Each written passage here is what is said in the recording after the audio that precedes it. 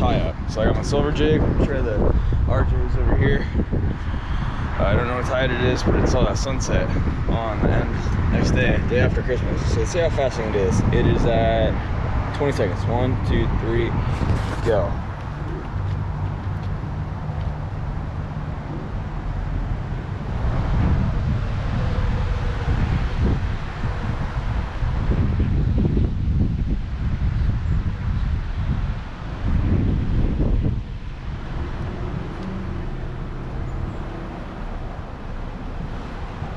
The key is, guys, when you do this, you want to make sure to have enough that it's nice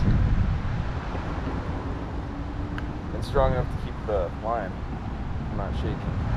And time. I did it in 25 seconds. Bam.